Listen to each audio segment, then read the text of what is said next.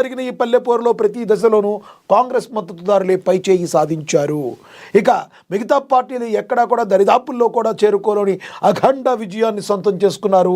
ఎన్నిక ఏదైనా విజయం కాంగ్రెస్దే అన్నట్లుగా ప్రజలు మద్దతు పలికారు.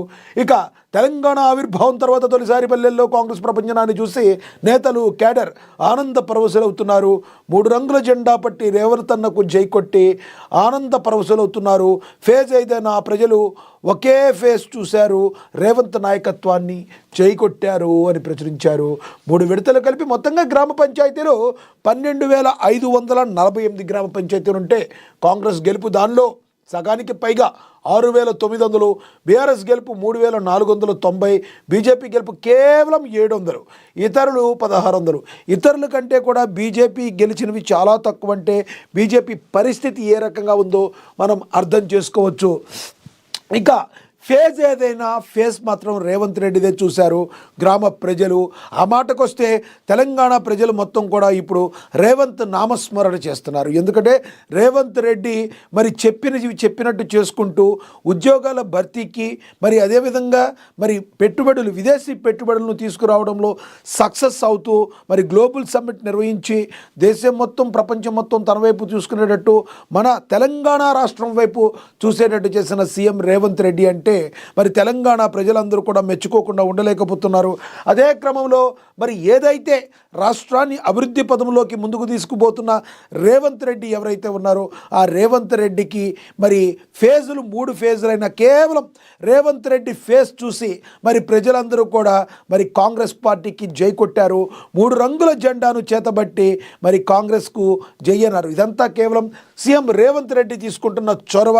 అదేవిధంగా మరి తాను ఇచ్చిన హామీలు ఏవైతే కాంగ్రెస్ పార్టీ ఉందో ఆ హామీలని నెరవేరుస్తూ ప్రజలందరికీ మరింత చేరువవటంలో మరి సీఎం రేవంత్ రెడ్డి సఫలీకృతమయ్యారు.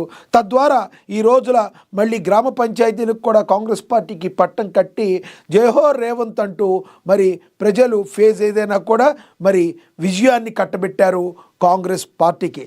ఇక బీఆర్ఎస్ గెలుపు 3,490. కాంగ్రెస్ పార్టీ ప్రభుత్వం స్థాపించిన దగ్గర నుంచి మీరు దిగిపోండి, మీకు పరిపాలన చేత కాదు, పరిపాలన చేయడానికే మేము పుట్టాం, మరి మేం చేస్తాం పరిపాలన, మీరు రాజీనామాలు చేయండి అంటూ చెప్పుకొచ్చిన బీఆర్ఎస్ పార్టీకి ప్రజలు తగిన గుణపాఠం చెప్పారని రాజకీయ విశ్లేషకులందరూ కూడా చెప్తున్న పరిస్థితి.